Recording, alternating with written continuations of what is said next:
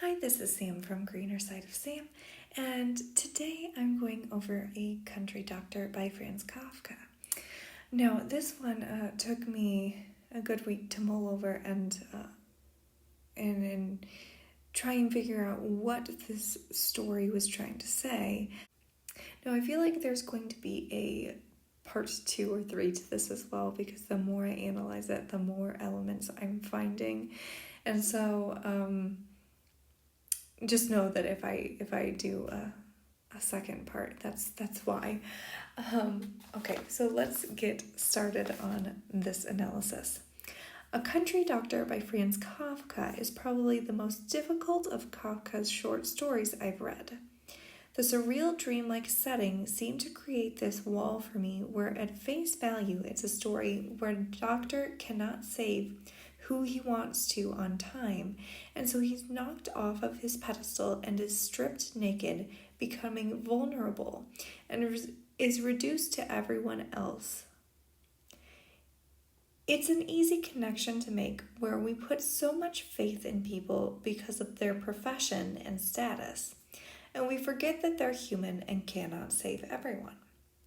But I read this again and then again to find a deeper layer until an interpretation popped in my mind. We cannot save everyone because we care way less than we think we do. And we become distracted by things like feelings that keep us from having an accurate ability to save everyone. And yet, in spite of this, we are put on a pedestal and are punished if we cannot save a life simply because we are human. We are careless, distracted, and we will never be at a point where we can do the task at hand.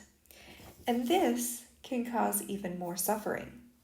Intentions are not enough. Let's start with his horse that died from overexertion.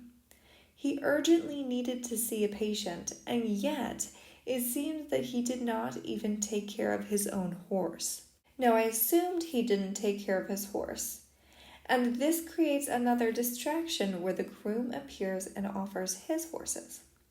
The doctor can finally leave, but the groom wants to have his way with the doctor's servant girl.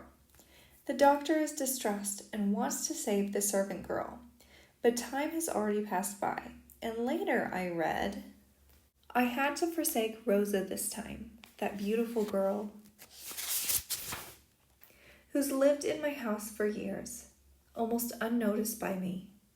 This is too much of a sacrifice, and I shall have to try and painstakingly arrange my thoughts with great care and subtly so as not to attack the family, who even with the best intentions in the world could not restore Rosa to me.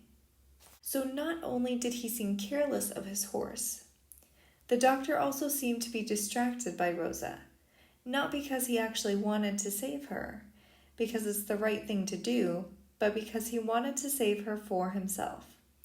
Then when he visits the boy, he doesn't pay attention to details.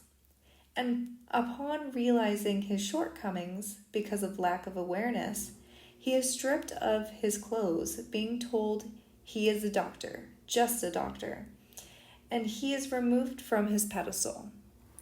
Being careless, distracted by feelings, lack of awareness, and ill intentions are all things that make us human, and perhaps we long to save others, but deep down know that we can't because of these traits.